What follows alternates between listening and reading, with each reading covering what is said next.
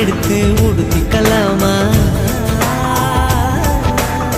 உதட்டி மேலே படுத்துக்கலாமா, முத்தமழையில் நனைஞ்சிக்கலாமா, கூந்தல் கொண்டே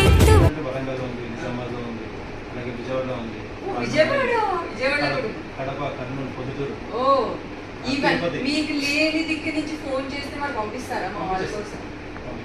ఆంధ్రాలో ఎవరికైనా కావాలి అక్కడే వస్తుంది. సేమ్ రేట్ తిరిగిపోయాయి అబ్బా. కలెక్షన్స్ అయితే పీక్స్.